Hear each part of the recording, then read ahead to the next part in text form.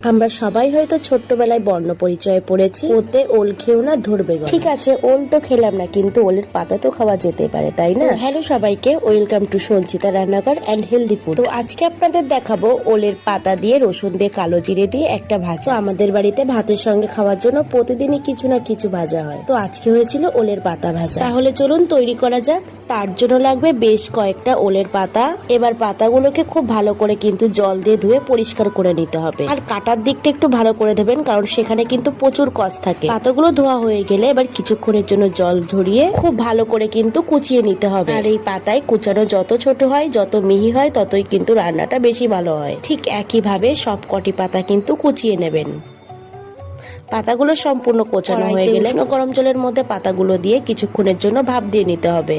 দেখুন, এখানে কিন্তু আমরা উষ্ণ গরম জলে পাতাটা দিয়ে দিয়েছি। এবার হালকা হালকা করে যখন ফুটবে তখন কিন্তু নামিয়ে দেবেন। খেয়াল রাখবেন বেশি সেদ্ধ যেন না হয়। কড়াই খুব ভালো করে গরম করে তার মধ্যে পরিমাণ মতো সর্ষের তেল দিয়ে, তার মধ্যে শুকনো লঙ্কা, 2 চামচ কালো জিরে এবং বেশ কিছুটা রসুন খুব ভালো করে লাল করে ভেজে তার মধ্যে কিন্তু জল ঝরানো শাকগুলো দিয়ে দিতে হবে।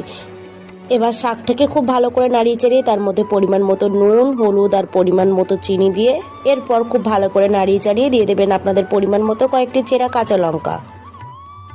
এরপর কিছুক্ষণ নাড়াতে নাড়াতে দেখবেন জল গলছে।